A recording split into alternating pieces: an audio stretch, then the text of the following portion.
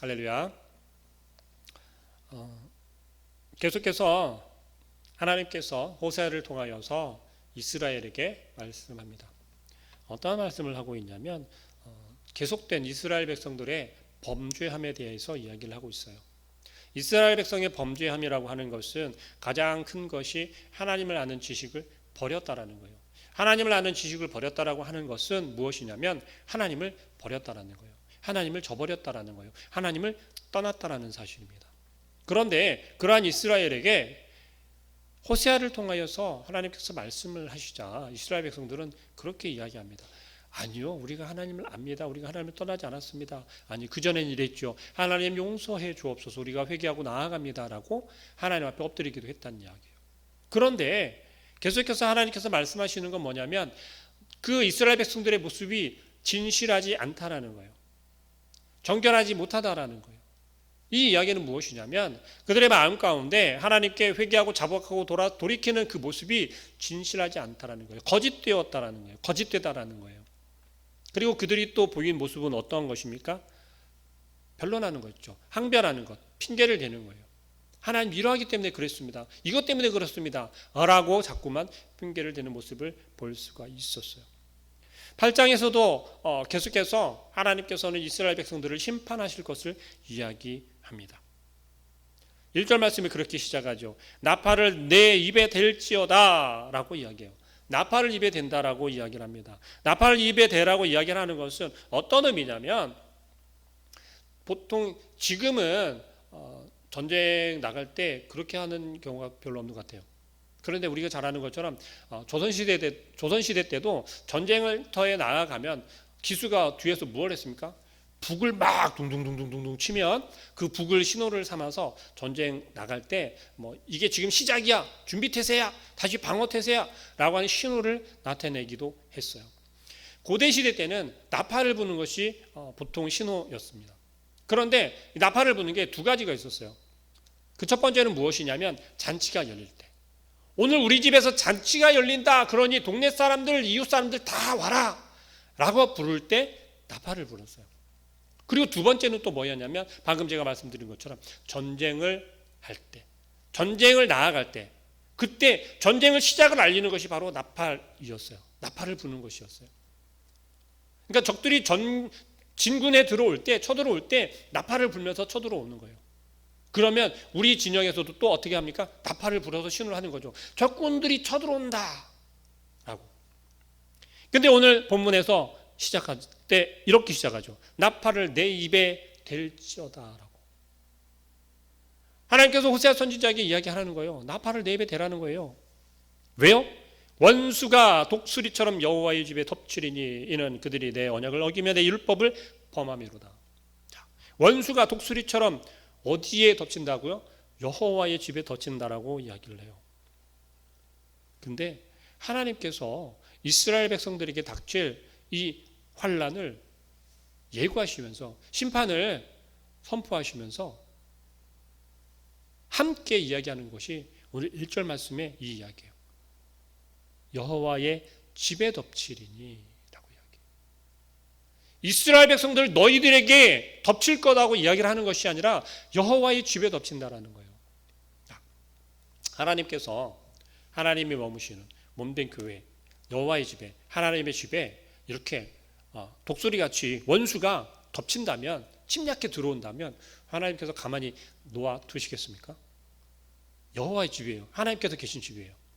가만히 두지 않으신다라는 거예요.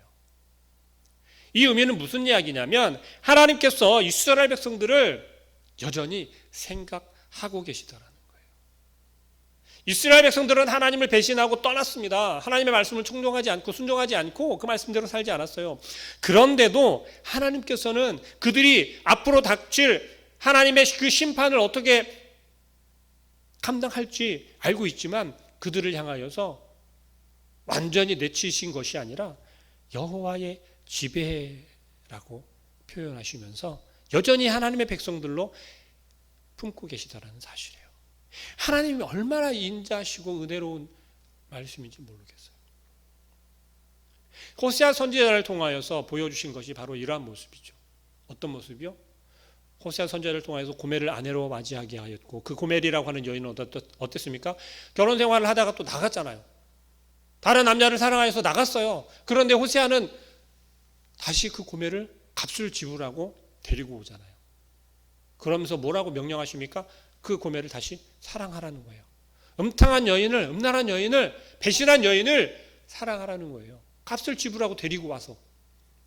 하나님께서 이스라엘 백성들을 그렇게 하시겠다라고 하는 표현이었어요. 그런데 오늘 직접적으로 다시 한번 말씀하고 계시다라는 거예요. 무엇을요?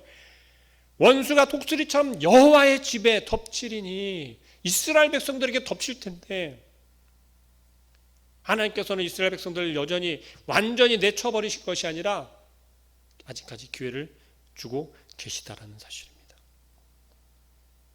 이스라엘 백성들의 죄는 어떠한 죄입니까? 어떠한 죄예요? 그들이 내 언약을 어기며 내 율법을 범함이로다. 내 언약을 어기며. 하나님은 약속을, 이 언약을 지키시는 분일까요? 깨시는 분일까요? 하나님은 절대 이 언약을 깨는 분이 아니세요. 반드시 지키시는 분이 하나님이세요. 이미 오래전부터 하나님께서 이스라엘 백성들과 맺었던 그 언약을 오늘 이 시간 2020년 오늘이 10월 7일이지 않습니까? 오늘 이 시간에도 우리와 함께 그 언약을 깬 것이 아니라 계속 이어가고 계시다는 사실, 이 사실만 하더라도 너무나도 놀랍지 않으십니까? 하나님은 우리를 영원히 버리신 것이 아니라 끝까지 참고 인내하며 기다리시는 분이다라는 것을 우리는 기억해야겠습니다. 그 하나님과 맺은 언약을 어기고 그리고 율법을 범했다라는 거예요. 이 시대에 하나님의 언약을 깨고 율법을 지키지 아니했다라고 하는 것은 뭘까요? 당장에 불이 내려서 그를 살아버릴지라도 할 말이 없는 거예요. 이스라엘 백성들을 향해서 하나님께서 당장에 심판을 하신다고 불을 내려서 그들을 다 쓸어버린다고 하더라도 할 말이 없다라는 사실이에요. 그러나 하나님께서는 어떻게 하시겠다라는 거예요? 너희가 나를 범하였고 내 언약을 어기고 율법을 범했지만 내가 너희를 완전히 멸하지 않겠다라는 거죠. 그 의미가 들어있어요. 심판을 하시겠다라고 분명히 말씀하고 계시면서도 반대로 하나님께서 너희를 내가 구원하겠다라고 말씀하고 계시다라는 거예요. 그들이 장차 내게 부르짖기를 나의 하나님이여 우리를 이스라엘이 주를 아나이다 하리라. 여전히 이스라엘 백성들은 하나님 앞에서 무엇을 외친다라는 거예요? 진실을 외치지 못한다라는 거예요. 하나님을 안다고 하나님 나 알잖아요. 하나님 우리 알잖아요. 라고 하면서 제발 살려주세요 할 거라는 거예요. 여러분, 우리가 정말 목숨이 간당간당하고 절체절명의 위기에 처했을 때 우리는 어떻게 합니까? 지푸라기라도 잡을 심사로 아는 모든 것들을 총동원해서 막 이야기를 하지 않습니까? 그럴 때 어떻습니까? 진실을 이야기하기도 하지요, 물론. 그러나 그 말 가운데 진실함과 또 그 순간을 모면하기 위한 그러한 생각에서 하는 말들이 훨씬 더 많다라는 거예요.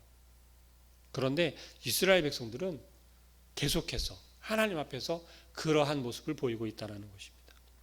이미 이스라엘 백성들은 하나님을 아는 선에서 떠났다라고 했어요. 이 이야기는 하나님을 모른다라는 거예요. 이게 너무나도 역설적이고 두려운 이야기입니다. 하나님 말씀 우리에게 지금 말씀하시는 것이 바로 이런 거예요.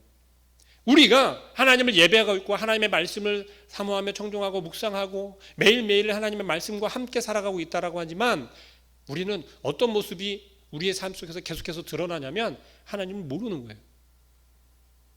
하나님의 말씀을 읽으면서도 하나님을 모른다는 사실이에요. 하나님의 말씀을 우리가 묵상하면서도 우리의 삶 가운데 계속해서 적용하면서 살아간다라고 하면서도 하나님을 모른다는 사실이에요. 왜요? 우리가 하나님의 말씀을 묵상하면서도 우리의 생각과 우리의 욕심과 우리의 계획들이 자꾸만 거기에 들어간다는 거죠. 아니, 이렇게 표현하는 게 더 맞겠죠. 우리가 원하고 계획하는 것들에 하나님의 말씀을 자꾸만 갖다가 끄집어 넣어요. 이 말씀이 나에게 힘이 되는 말씀, 이 말씀이 우리 사업장에 힘이 되는 말씀, 이 말씀이 오늘 나에게 힘이 되는 말씀. 이것은 뭐예요? 하나님의 말씀을 우리의 수단으로 자꾸만 가지고 온다라는 거예요. 좀 불편한 표현일 수 있겠습니다만 하나님의 말씀을 우리의 돈벌이의 방법으로, 돈벌이의 수단으로, 나의 이름이 높아지고 나의 삶이 더 윤택해지고 내가 다른 사람들로 하여금 인정받는 그러한 수단으로 쓰여진다라는 거예요. 그게 우리의 모습이라는 거죠. 그것이 지금 이스라엘 백성들이 범죄하고 있는 모습이라는 사실이에요. 이스라엘 백성들이요, 지금 남북으로 나뉘어져 있잖아요. 근데 지금 호세아 선지자가 활동하고 있는, 지금 이야기하고 있는 이 북이스라엘이라고 하는 곳은 사실은 남유다보다 훨씬 더 좀 부강하고 잘 사는 나라였다고 제가 말씀을 드렸어요. 그러면서 자연스럽게 어떤 상황이 되어지냐면, 뒤에 계속해서 말씀을 하고 있는 것이 왕들이 많이 생겼어요. 남유다는 그나마도 그 다윗의 계보를 이어서 그래도 조금 정통성이 있는 그러한 계보를 유지를 했어요. 그러나 북이스라엘은 어떠했냐면 왕이 19명이나 됐어요. 200년 정도, 200년 좀 넘는 그러한 기간 동안에 19명이나 되는 왕들이 계속해서 바뀌었다라는 거죠. 그런데 그 과정이 어땠습니까? 피 흘리는 왕권의 교체였어요. 피 흘림이 있는 전쟁을 통한. 이것은 하나님이 원하시는 것이 아니었다라는 거죠. 자, 이스라엘 백성들이 왕을 세운 처음으로 돌아가 봅시다. 하나님께서 왕 세우는 것을 허락하셨죠. 그런데 처음부터 허락하신 게 아니라는 거예요. 이스라엘 백성들이 원했어요. 이스라엘 백성들, 우리도 이제는 우리에게 왕을 주십시오라고 이스라엘 백성들이 하나님께 요구했다라는 거죠. 하나님은 바로 왕을 세워주시지 않았어요. 어떻게 세웠습니까? 왕을 세웠을 때 너희가 당할 그 고난과 너희들이 당할 그러한 모습들을, 상황들을 일일이 다 알려주었어요. 그래도 너희가 원한다면 왕을 세우라는 거였죠. 그러나 이스라엘 백성들의 선택은 무엇이었습니까? 네, 우리가 감당할게요. 우리에게도 왕이 필요합니다. 왜 그들에게 왕이 필요했을까요? 왜 그들에게 왕이 필요했을까요? 정욕에서부터 시작한 거예요. 정욕에서부터. 인간의 정욕이라고 하는 것은요, 하나님을 멀리할 수 있을 정도로 우리를 넘어뜨린다. 하나님의 말씀을 멀리할 수 있게 만드는 것이 바로 우리의 정욕이라는 거예요. 우리의 정욕에는요, 우리가 세상을 살아가면서 우리가 바라보고 추구하고 욕심을 내고 우리가 취하려고 하는 그 모든 것들이 다 포함이 되어져 있어요. 이 정도는 괜찮겠지 하고 우리가 사소하게 사사롭게 여기는 그러한 하나까지도 다 포함이 되어져 있다는 거예요. 하다못해 심지어 그런 것까지도. 요즘에 아이돌들 많이 나오잖아요. BTS가 지금 전 세계적으로 굉장히 아주 이슈가 되는 그러한 일들을 하고 있는데요. 그 이슈가 지금 결국 또 어떻게 되어졌습니까? 지금 그들을 뭐 병역 면제를 시켜줘야 된다, 그러한 이야기가 나오고 막 청와대 또 거론이 되고 반대하고 찬성하고 막 그런 이야기들이 많이 나오고 있죠. 물론 국위선양한 것도 맞아요. 예술문화 범위 그 분야에서. 그런데 그 이야기를 하는 이유가, 그 이야기가 내 입에서 먼저 나와서 끄집어내서 하는 이유가 어디에 있을까요? 그 BTS라고 하는 방탄소년단이라고 하는 그 그룹이 잘하는 건 잘하는 거예요. 그런데 그것을 내 입에서 끄집어내서 그들을 병역 면제시켜줘야 된다라고 외치고 그렇게 핏대를 세우면서 그렇게까지 하는 이유가 어디에 있겠냐고. 결국은 내가 선봉에 나서 그렇게 만들었어. 혹은 대리만족? 아이돌이라고 하는 이 단어 자체가 우상이라고 제가 말씀을 드렸죠. 우상이라는 의미를 가지고 있다고. 물론 그들을 다 우상으로 바라보고 막 그렇게 하라고 꼭 그렇게 이야기하는 건 아니에요. 우리가 알고는 있자라는 거죠. 근데 결국 거기에도 무엇이 들어있는 거예요? 우리의 정욕, 나의 정욕이 들어있다라는 거죠. 정말 그들을 위해서라기보다는 우리의 정욕이 앞선다라는 거죠. 이스라엘 백성들이 지금 북이스라엘 백성들은 그런 상황 가운데서 풍족한 삶을 살고 있었어요. 그나마도. 그리고 그들이 풍족한 삶을 살아가면서 어디에 눈이 가게 되었냐면 하나님 아니더라도 이렇게 하면 저렇게 하면 그들이 내세우는 것들이 있었다라는 거죠. 특히 여로보암 2세 왕이 펼친 정책 자체는 그러한 거였어요. 여러분, 우리의 눈에 보이는 것이 어떠하건 간에 그것이 그럴듯해 보이고 맞는 것처럼 보여질지라도 그것이 하나님이 정한 것이 아니라면 그것은 옳은 길이 아니라는 거예요. 좋은 것이 아니고 그럴듯해 보일 뿐이지 우리에게 이로운 것이 아니라는 거죠. 우리에게 이로운 것은 무엇입니까? 먼저 하나님이 기뻐하실 것, 하나님의 이름이 하나님이 영광을 받을 만한 것, 하나님이 그 영광을 드러낼 만한 것, 그것이 우리가 바라보아야 할 것이고 우리가 추구해야 될 것인 줄로 믿습니다. 자, 우상을 만들고 또 그 우상들을 하나만 만든 것도 아니고 이것저것 그럴듯해 보이는 것들을 막 만들어 놓은 것. 자, 그렇게 하는 것은 어떨 때 그렇게 할 수 있습니까? 하나님을 모르기 때문에 그렇죠. 그러지 않습니까? 운동 선수들이 있습니다. 축구 우리가 한국 축구하면 되게 막 들끓지 않습니까? 그런데 선수들이 운동장에서 지금 뛰고 있는 11명의 선수들이 감독이 요구하는 것을 알지 못하면 어떻게 될까요? 혼자서 딴짓을 하겠죠. 그죠?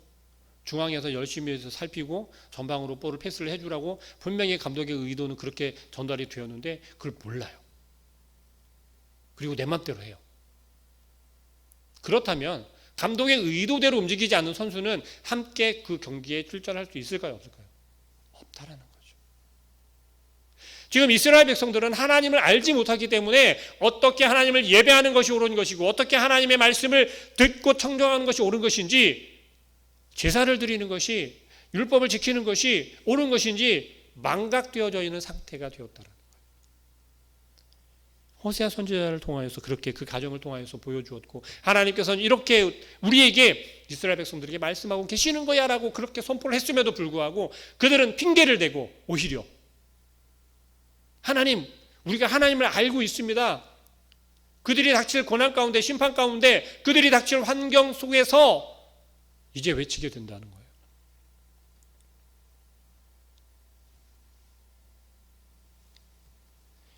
이스라엘 백성들이 하나님께서 말씀하셨을 때 심판을 예고하였고 심판을 말씀하셨을 때 이스라엘 백성들은 어디에서 도움을 청합니까? 오히려 그 이웃 나라들에게 그들을 이스라엘 백성들을 삼키려고 지금 발톱을 세우고 있고 1절 말씀에 뭐라고 했습니까? 독수리처럼 그들을 덮치려고 준비하고 있는 그 아수를 향하여서 도움의 손길을 청해요. 이 얼마나 미련한 모습입니까? 원수에게 칼자루를 총자루를 쥐어주는 거하고 마찬가지라는 거예요. 하나님을 안다면 그리고 우리의 삶에서 정말 내가 어떤 모습으로 무엇을 가장 중요하게 여기면서 살아야 할지를 진지하게 고민해 보아야 한다는 거예요. 지금 단지 이스라엘 백성들을 향하여서만 말씀하는 게 아니라는 사실입니다. 지금 우리에게 똑같이 동일하게 이야기를 하고 있잖아요. 아무리 하나님을 내가 알고 있습니다. 하나님을 예배합니다. 하나님의 일에 열심을 내가 헌신을 다합니다. 하나님 내가 이렇게 봉사하였고 하나님의 일을 하나님의 집을 깨끗이 헌신하고 봉사하고 또한 곳곳에서 내가 해야 할 일을 했습니다.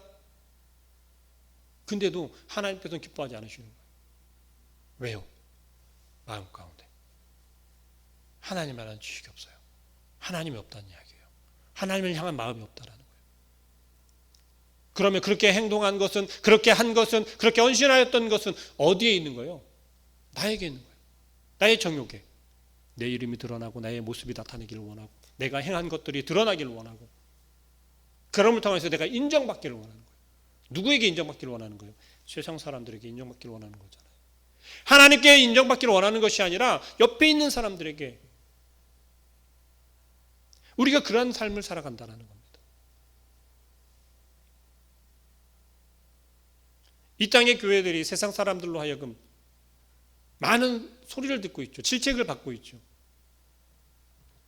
근데 그들을 향해서 우리는 어떤 모습을 보이고 있습니까? 조금 죄송한 말이지만 계속 핑계만 대고 있잖아요.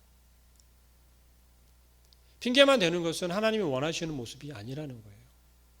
하나님의 몸된 교회가 세상 사람들로 하여금 핑계를 대는 것이 아니라 온전한 말씀으로 선포되어야 한다. 부끄러운 모습은 부끄럽다, 용서를 구하고, 강하게 이야기할 것은 강하게 이야기를 할 수 있어야 한다는 거죠. 그것이 하나님이 세운 몸된 교회로서의 모습인 줄로 믿습니다. 이스라엘 백성들에게 지금 이야기하는 것은 그런 거예요. 너희가 하나님 앞에서 온전한 모습을 보이길 원하면 진정한 회개를 하라는 거예요. 하나님을 아는, 하나님의 말씀을, 하나님 아는 그 지식을 통하여서 진정으로 돌이키라는 겁니다. 그런데 그들은 지금 어떤 모습을 보이는 거예요? 방금 말씀드렸죠. 아수르에게, 그들에게 적국인 그 아수르를 향하여서 도움의 손길을 요청하는 거예요. 우리가 지금 망하게 됐어. 우리 좀 도와줘.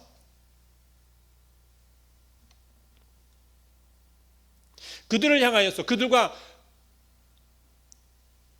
원만한 교제가 되어지며, 그러면 우리가 그들로 하여금 침략을 당하지 않고 잘 살아갈 수 있겠다라고 어리석은 생각을 하는 거죠.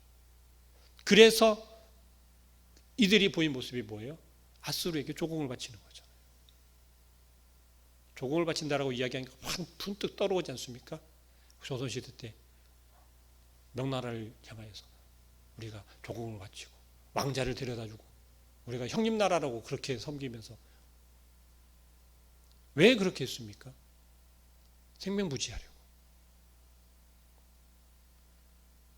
역사적으로 바라볼 때 굉장히 부끄러운 그런 역사예요. 어쩔 수 없었으니까 라고 이야기하지만 왜 그렇게 약했냐라는 거죠.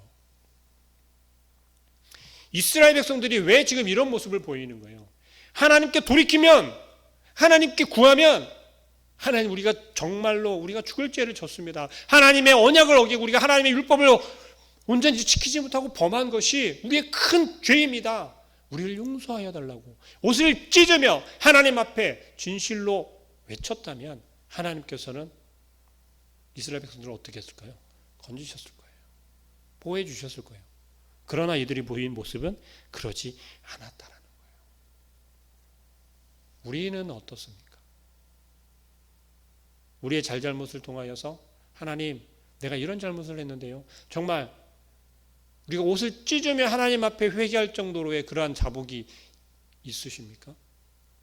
예수 그리스도의 그 피 흘리심을 통하여서 우리가 죄사함을 받았는데 그 피 흘리심이 헛된 것이 되어지게 우리는 살아가고 있지 않습니까? 그 예수 그리스도의 십자가 피 흘리심을 우리는 헛되게 주님 앞에 서 있지 않습니까?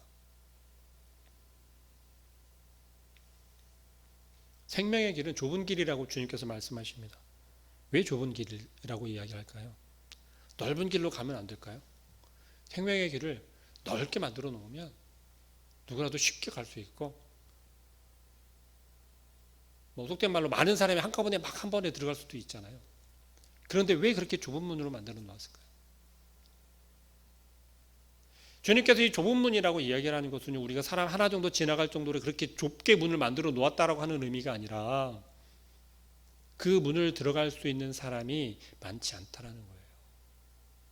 똑같이 주님의 말씀을 들어도 그 말씀을 깨닫는 사람이 적듯이 깨달아 알고 그 말씀대로 우리가 살아가려고 그렇게 끊임없이 노력을 하는데, 그런 선한 싸움을 하면서 우리가 살아가는데도 힘들다라는 거예요.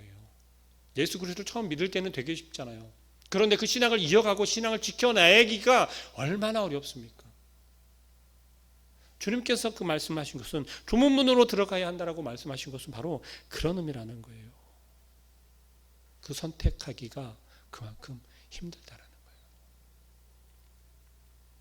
부자 청년이 거듭나야 한다라는 것을 물어봤을 때 어땠습니까? 네가 가진 재산 다 팔아가지고 가난한 자들에게 나눠주라고 했더니 고민하면서 돌아갔다라고 이야기를 하지 않습니까? 우리들에게 분명하게 선택하게 하셨어요. 무엇을요? 구원의 길을 우리에게 보여주셨고 선택하라는 거예요. 이쪽으로 가면 구원 받을 수 있어. 영생의 길이야. 근데 비단길을 보여주면서 저쪽으로 가면 죽는 길이야. 세상으로 가는. 어떤 길로 갈래? 우리는 그러죠. 에이 주님, 생명의 길이면 이렇게 비단길이겠죠. 옥구슬로 된 길이겠죠. 어떻게 저렇게 험난한 길이 생명의 길이겠어요. 딱 보기에도 저기 저쪽으로 가면 낭떠러지 같은데. 우리는 그렇게 판단하는 거죠. 그건 뭐예요? 이스라엘 백성들이 하나님 앞에서 범죄하는 것처럼, 하나님을 알지 못하는 지식 때문에 하나님을 떠나는 것처럼 우리 역시 그렇다라는 거예요. 하나님, 내가 신앙생활은 30년 이상 했는데요. 아니 내가 평생을 하나님 앞에서 섰는데요. 뭐예요? 하나님을 모르는 거예요. 그러면 그 입의 고백이 어떻게 되겠습니까? 신앙생활 해봤자 소용없어 가 된다는 거죠. 하나님을 안다면, 하나님을 아는 지식이 있다면, 주님을 우리가 온전히 믿고 있고 우리의 마음 가운데 온전히 주님을 바라보고 있다면 어떻겠습니까? 이런 헛된 고백은 하지 않겠죠. 이스라엘 백성들이 지금 그러한 상황 가운데 빠져 있다라는 거예요. 결국 어떻게 했습니까? 8절 말씀 보니까 그렇게 이야기합니다. 이스라엘은 이미 삼켜졌은 적 이제 여러 나라 가운데 있는 것이 즐겨 쓰지 아니하는 그릇 같도다. 이스라엘은 이제 전혀 힘이 없는 거예요. 사용 가치가 없어졌다라는 거예요. 누구에게까지요? 이스라엘 백성들이 그렇게 조공을 바치면서 우리 살려달라고, 우리 침범하지 말라고, 침략하지 말라고 그렇게 했던 그들에게도 조차 가치가 없어지면 어떻게 됩니까? 버리지 않습니까? 여전히 그들은 하나님을 신뢰하고 기뻐하는 것이 그들이 살 힘이고 능력이라고 깨달아야 했어요. 그런데 그들은 그러하지 못했다는 사실입니다. 우리는 간혹 그렇게 생각합니다. 온전히 주님을 예배하는 것이 하나님 기뻐하시는 것이고, 또 온전한 몸과 마음을 다해서 하나님 기뻐 받으실 그러한 예배를 드리는 것이 옳다라는 걸 다 알고 있어요. 그런데 간혹 어떤 실수를 우리가 범하냐면 예배의 규모에 자꾸 우리가 현혹되는 경우가 있습니다. 예배는 이렇게 막 크게 드려야 되고, 예배를 드릴 때 막 무조건 막 풍성하게만 드려야 되고, 예배를 드릴 때는 우리가 물론 이건 슬리만은 아닙니다. 정결한 모습으로 주 앞에 드리는 것이 너무나 당연한 거예요. 그런데 거기에만 너무 집중하게 되는 것이죠. 제가 사역했던 한 교회에서도 그런 경우가 있습니다. 물론 평신도들은 그렇다 하더라도 사역자들에게 조금 더 이제 국한되어진 거이긴 하지만 명찰 하나, 넥타이 하나 흐트러진 것까지도 이렇게 지적을 하는 그러한 교회가 있었어요. 물론 그렇게 드려지는 게 좀 더 보기 좋고 또 바른 모습일 수도 있습니다. 그러나 너무 거기에 집중하게 되면 정말 우리가 집중해야 될 예배에 집중할 수 없게 되고, 또 결국은 그 예배에 집중하는 집중도가 어떻게 되어지는 거예요? 외부 것, 주위에 있는 주변의 것들에 집중이 되어질 수밖에 없다는 거예요. 그렇다면 그 예배는 온전한 예배가 되어질 수 있을까요? 그러지 못하다라는 사실입니다. 우리는 다시 깨달아야겠습니다. 우리가 지금 누리고 있는 것이, 우리의 삶이 조금 평안하십니까? 혹은 남 부러울 것이 없습니까? 그리고 그 상황 가운데 우리가 아무런 고민이 없으십니까? 그렇다면 주님께 엎드리시길 바랍니다. 정말로 우리가 먼저 중요하게 여겨야 하고 집중해야 할 것이 무엇인지, 그리고 우리의 삶에서 오늘 말씀 제목처럼 우리가 삶의 우선순위를 두고 있는 것이 과연 무엇인지를 고민해 보시기를 바라요. 이스라엘 백성들에게 있어서 가장 우선순위로 두어야 하는 것은 무엇이었습니까? 하나님이었어요. 여호와 하나님이었다는 거죠. 그러나 그들에게는 그것이 우선이 아니었죠. 지금 당장 그들 눈앞에 있었던 풍요로움이었고 풍족함이었어요. 지금 우리에게도 동일하게 이야기를 합니다. 물론 코로나19 때문에 우리가 조금 불편한 상황 가운데 있어요. 그런데 이 상황 가운데서도 말씀을 드리고 싶은 건 이거예요. 정말 그 상황 가운데, 이 상황 가운데서 우리가 가장 우선으로 두어야 할 것이 무엇인지라는 거죠. 하나님이 가장 우선에 있습니까? 아니면 코로나19로 인한 우리의 비껴가는 그러한 삶이 우선입니까? 진지하게 고민하시고 하나님께 나아와 내가 하나님을 몰랐다면 하나님을 알게 해달라고, 말씀을 통하여서 우리가 하나님께 더욱더 단단히 설 수 있게 해달라고, 그리고 하나님을 아는 지식을 통하여서 우리가 방법을 찾게 해달라고, 하나님 앞에 서는 예배할 수 있는, 또 우리의 삶 가운데 하나님의 말씀을 잘 녹여낼 수 있는 방법을 알게 해달라고. 결국 우리의 삶의 최우선은 오직 예수 그리스도, 오직 여호와 하나님이 되어줄 수 있게 해달라고 구하시는 우리 모든 성도님들 되어주시길 주님의 이름으로 축복합니다. 기도하겠습니다. 사랑하는 하나님 감사합니다. 오늘 하루도